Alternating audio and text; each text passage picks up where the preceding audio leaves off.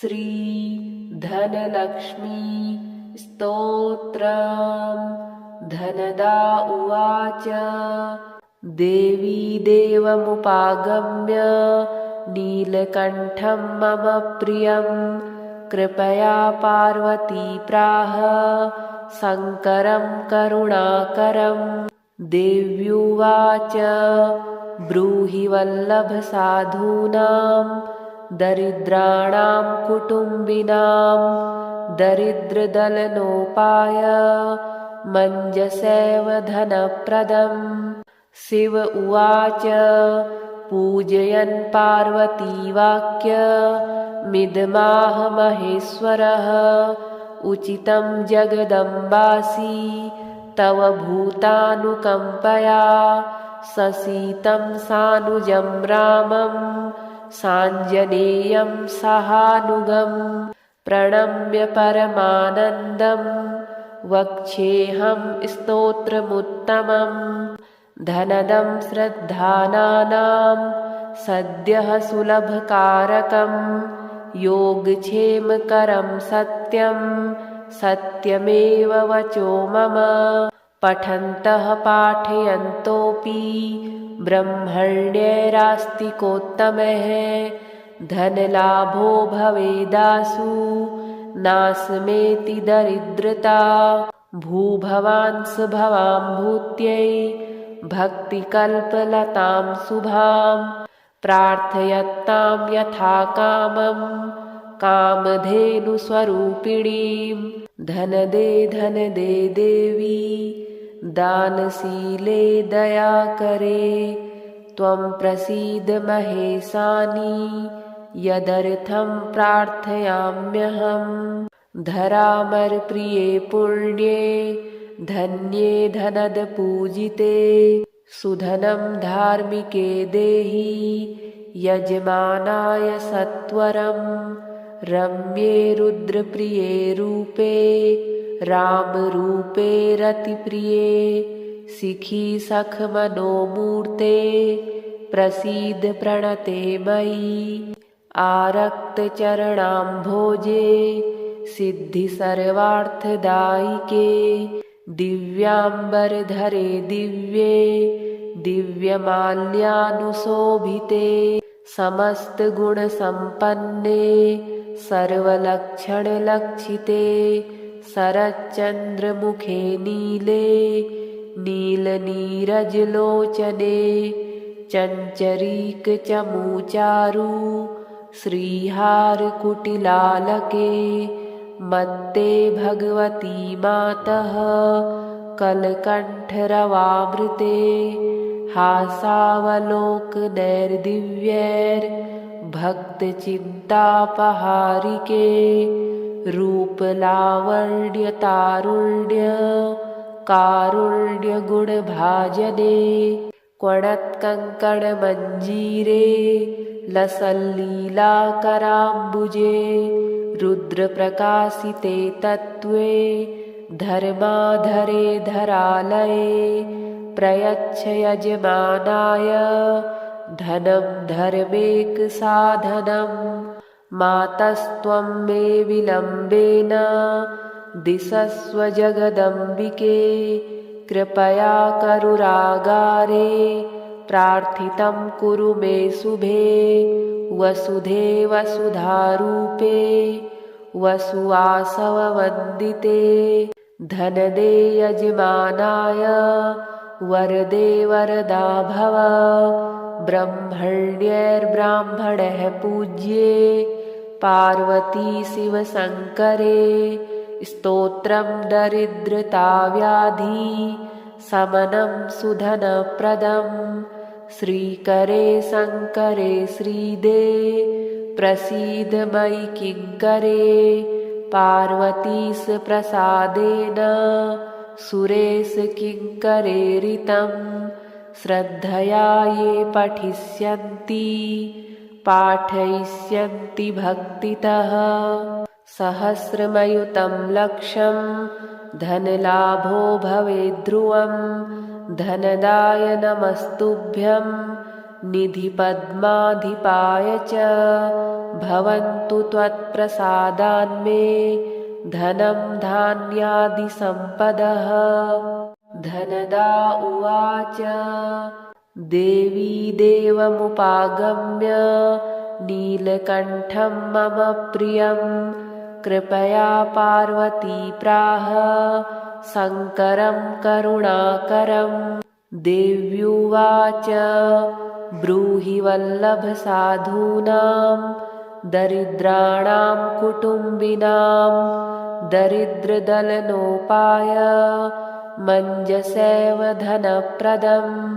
शिव उवाच पूजयन् पार्वतीवाक्यमिदमाह महेश्वरः उचितं जगदम्बासि तव भूतानुकम्पया ससीतं सानुजं रामं साञ्जनेयं सहानुगं प्रणम्य परमानन्दं वक्ष्येऽहं स्तोत्रमुत्तमम्।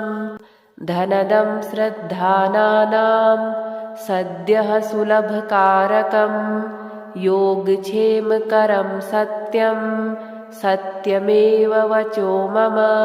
पठन्तः पाठयन्तोऽपि ब्रह्मण्यैरास्तिकोत्तमः धनलाभो भवेदासु नाशमेति दरिद्रता। भूभवांस भवां भूत्यै भक्तिकल्पलतां शुभां प्रार्थयतां यथा कामं कामधेनुस्वरूपिणीं। धनदे धनदे देवी दानशीले दयाकरे त्वं प्रसीद महेशानि यदर्थं प्रार्थयाम्यहम्। धरामरप्रिये पुण्ये धन्ये धनदपूजिते सुधनं धार्मिके देहि यजमानाय सत्वरं। रम्ये रुद्रप्रिये रूपे रामरूपे रतिप्रिये शिखी सखमनोमूर्ते प्रसीद प्रणते मयि। आरक्तचरणाम्भोजे सिद्धि सर्वार्थदायिके दिव्याम्बरधरे दिव्ये दिव्यमाल्यानुशोभिते समस्तगुणसम्पन्ने सर्वलक्षणलक्षिते शरच्चन्द्रमुखे नीले नीलनीरजलोचने चञ्चरीकचमूचारु श्रीहारकुटिलालके मत्ते भगवती मातः कलकण्ठरवामृते हासावलोकनैर्दिव्यैर्भक्तचिन्तापहारिके रूपलावण्यतारुण्य कारुण्यगुणभाजने क्वणत्कङ्कणमञ्जीरे लसल्लीलाकराम्बुजे रुद्रप्रकाशिते तत्त्वे धर्माधरे धरालये प्रयच्छ यजमानाय धनं धर्मेकसाधनं। मातस्त्वं मे विलम्बेन दिशस्व जगदम्बिके कृपया करुरागारे प्रार्थितं कुरु मे शुभे।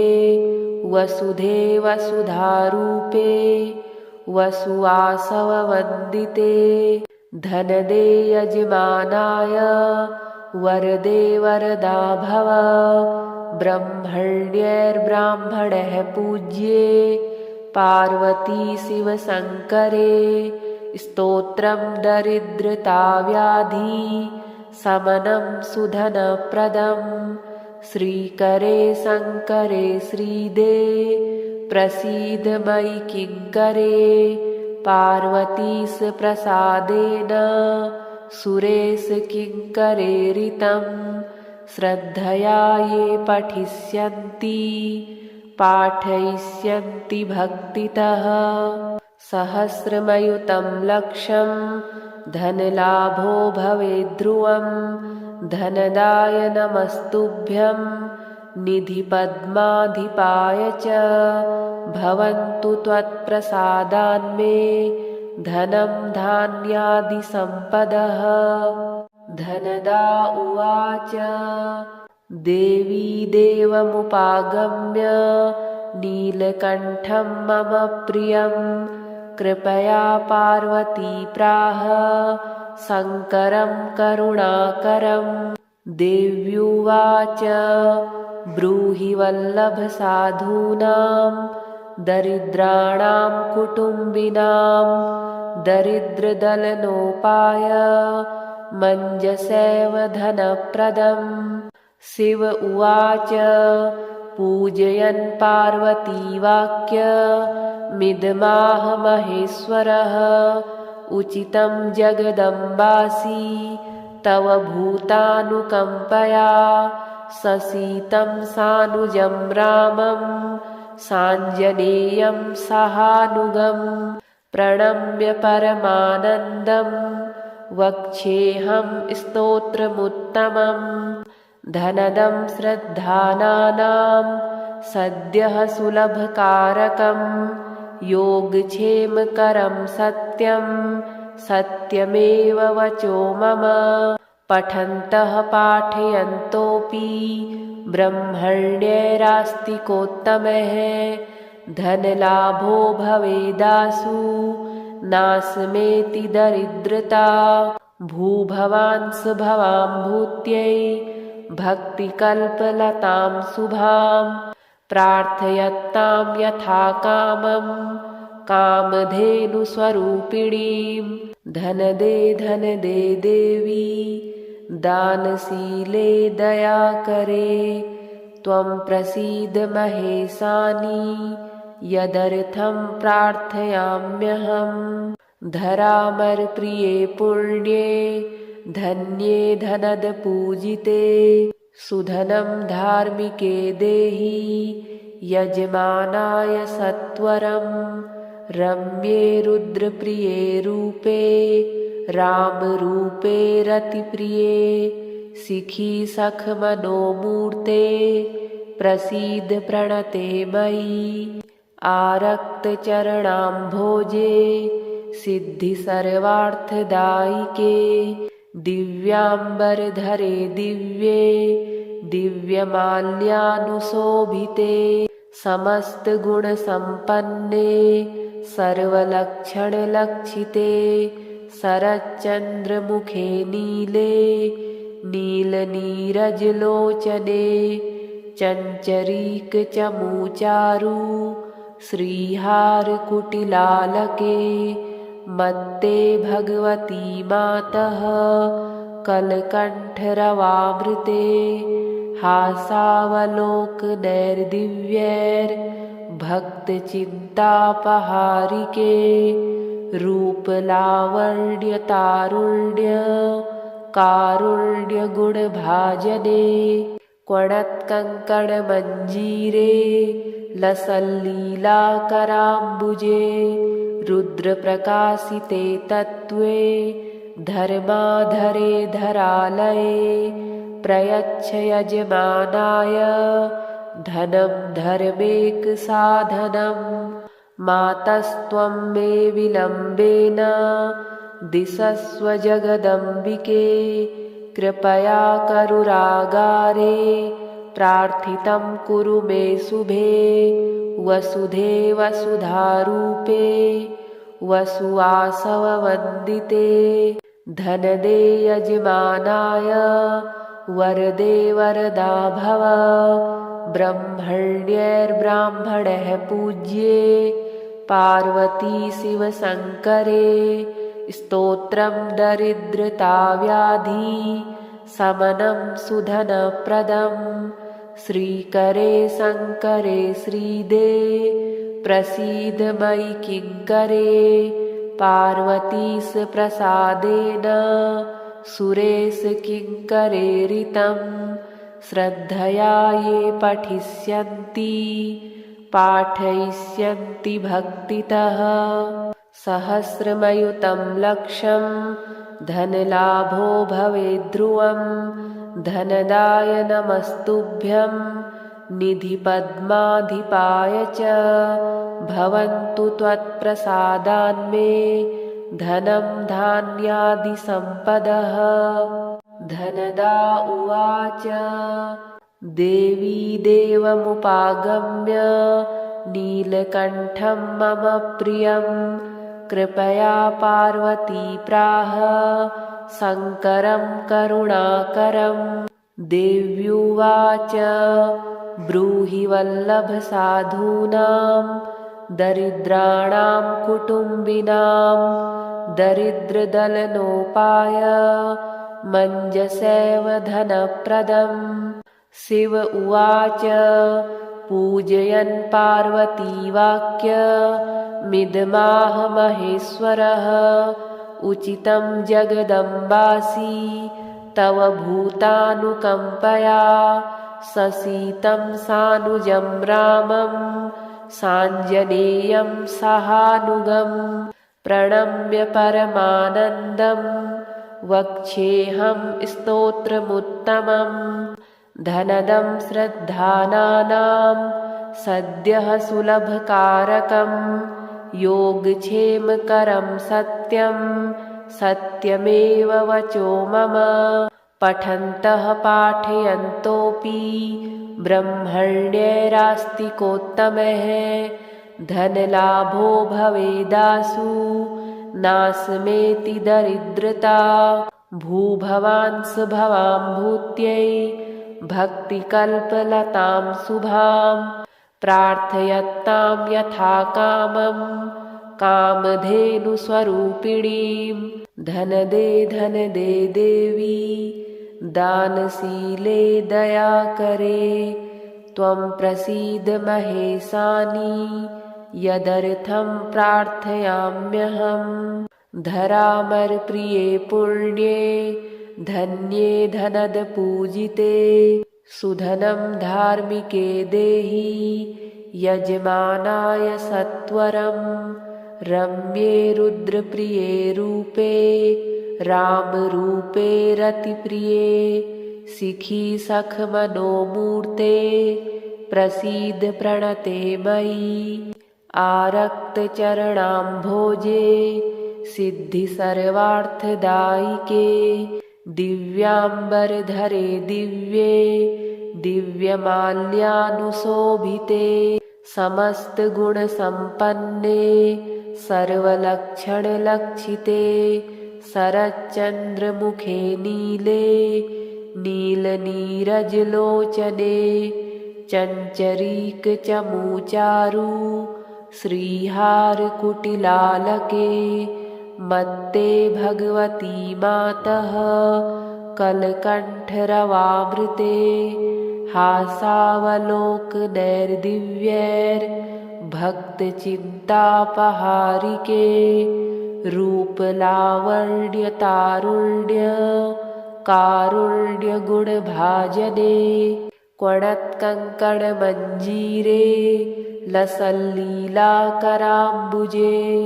रुद्रप्रकाशिते तत्त्वे धर्माधरे धरालये प्रयच्छ यजमानाय धनं धर्मेकसाधनं।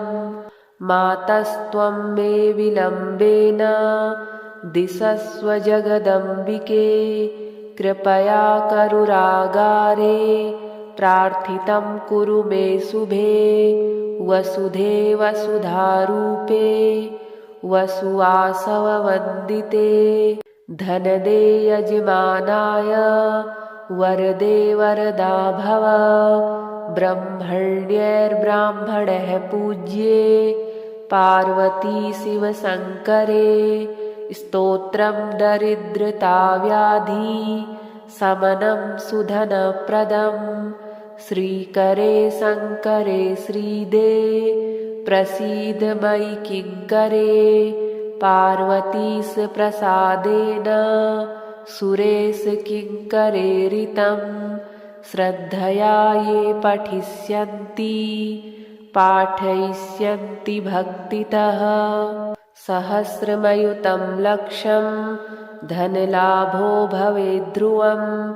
धनदाय नमस्तुभ्यं निधिपद्माधिपाय च भवन्तु त्वत्प्रसादान्मे धनं धान्यादिसम्पदः।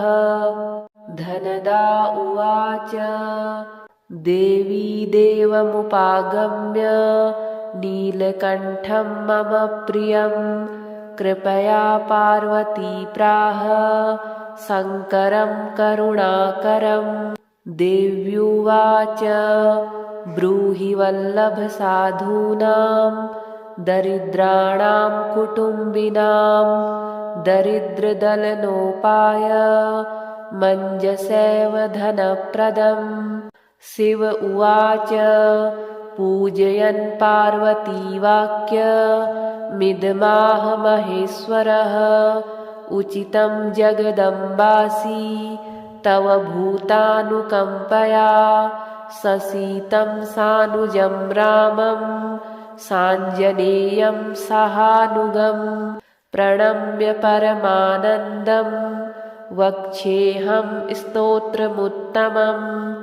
धनदं श्रद्धानानां सद्यः सुलभकारकं योगक्षेमकरं सत्यं सत्यमेव वचो मम।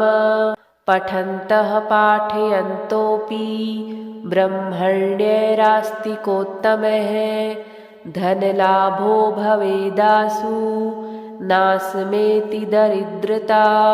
भूभवांस भवां भूत्यै भक्तिकल्पलतां शुभां प्रार्थयतां यथा कामं कामधेनुस्वरूपिणीं।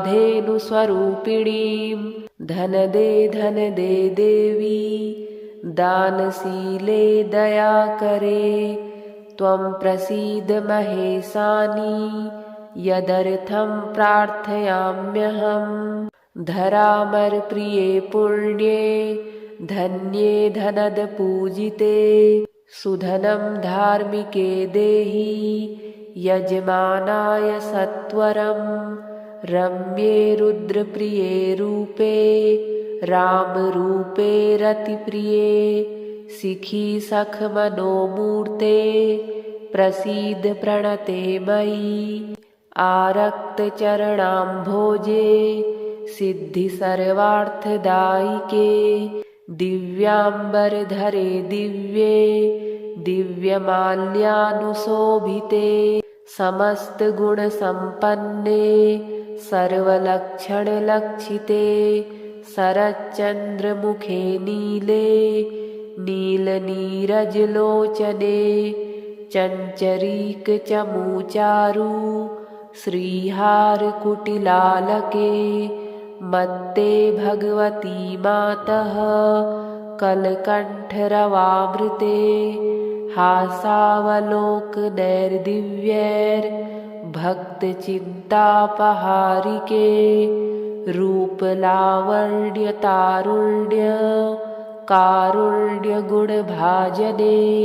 क्वणत्कङ्कणमञ्जीरे लसल्लीलाकराम्बुजे रुद्रप्रकाशिते तत्त्वे धर्माधरे धरालये प्रयच्छ यजमानाय धनं धर्मेकसाधनं। मातस्त्वं मे विलम्बेन दिशस्व जगदम्बिके कृपया करुरागारे प्रार्थितं कुरु मे शुभे। वसुधे वसुधारूपे वसुवासववन्दिते धनदे यजमानाय वरदे वरदा भव। ब्रह्मण्यैर्ब्राह्मणः पूज्ये पार्वती शिवशङ्करे स्तोत्रं दरिद्रताव्याधि शमनं सुधनप्रदं। श्रीकरे शङ्करे श्रीदे प्रसीद मयि किङ्करे पार्वतीश प्रसादेन सुरेश किङ्करेरितं। श्रद्धया ये पठिष्यन्ति पाठयिष्यन्ति भक्तितः सहस्रमयुतं लक्षं धनलाभो भवेद्ध्रुवं। धनदाय नमस्तुभ्यं निधिपद्माधिपाय च भवन्तु त्वत्प्रसादान्मे धनं धान्यादिसम्पदः।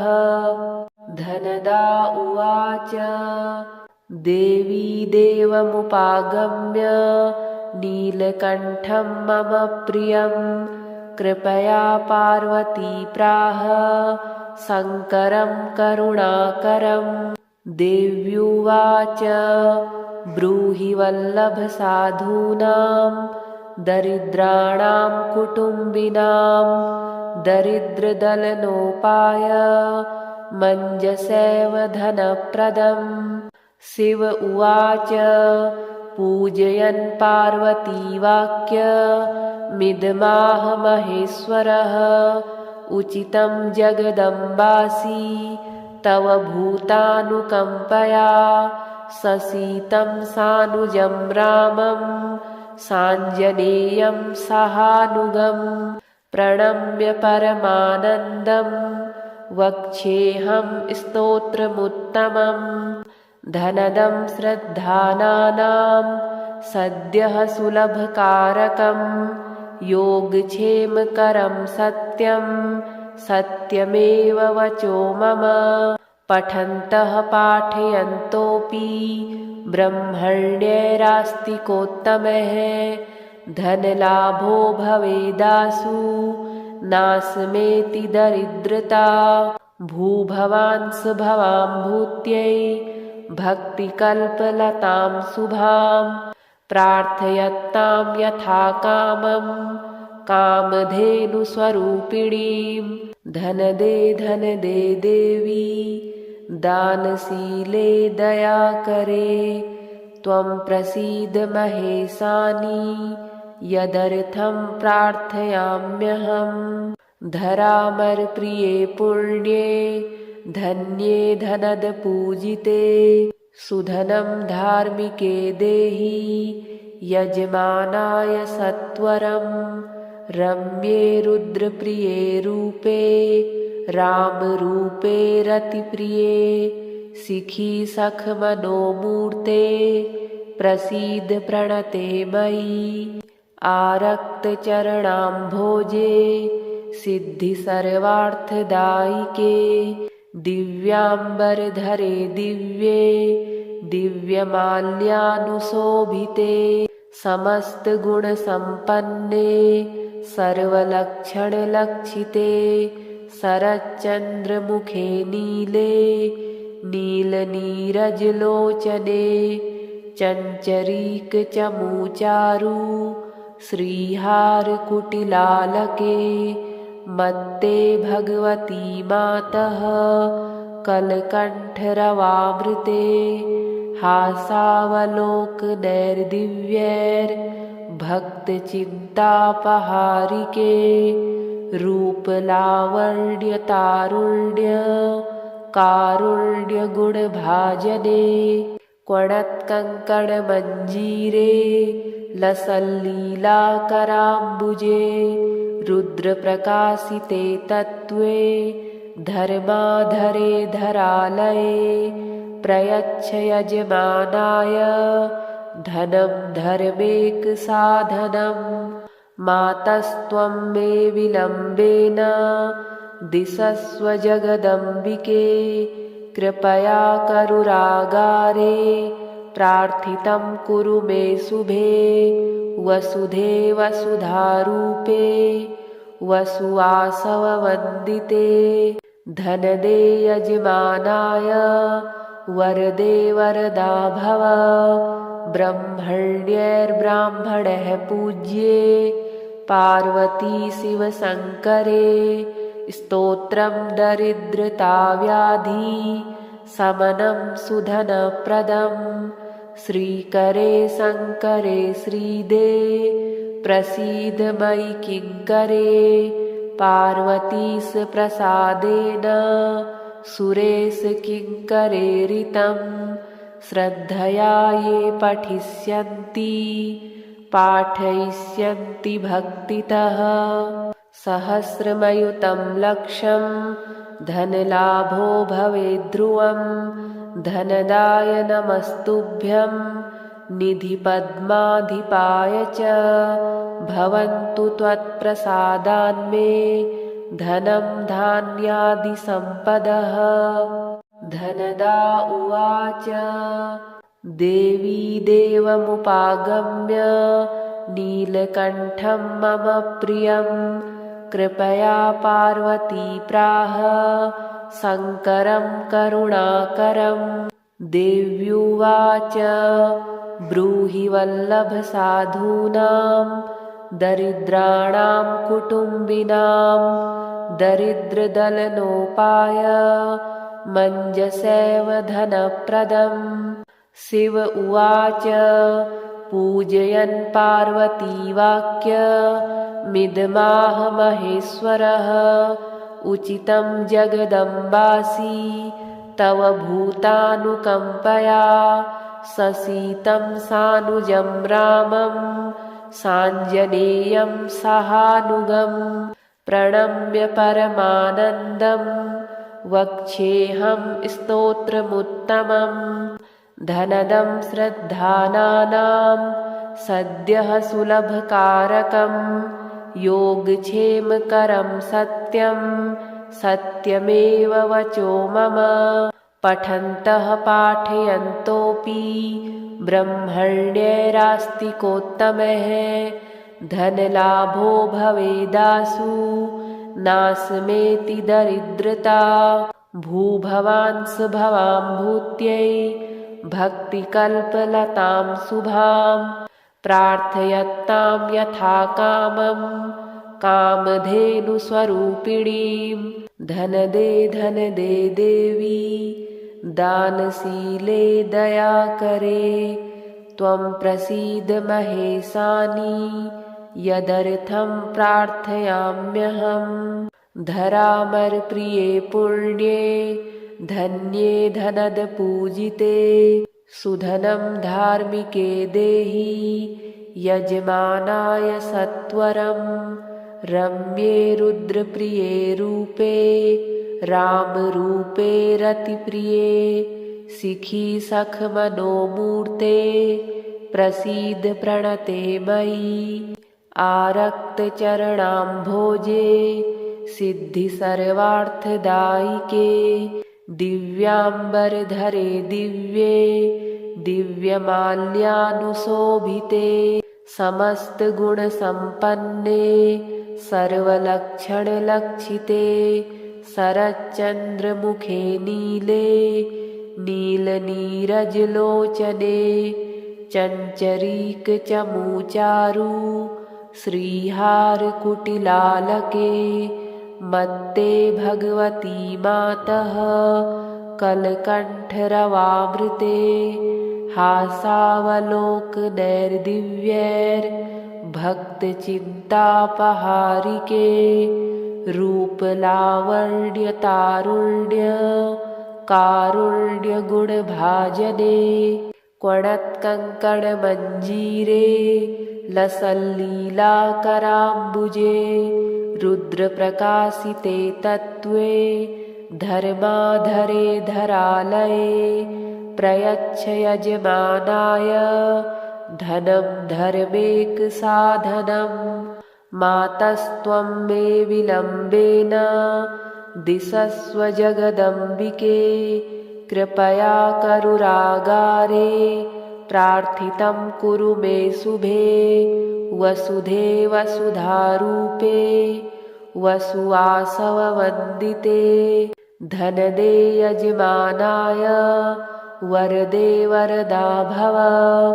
ब्रह्मण्यैर्ब्राह्मणः पूज्ये पार्वती शिवशङ्करे स्तोत्रं दरिद्रताव्याधि शमनं सुधनप्रदम्।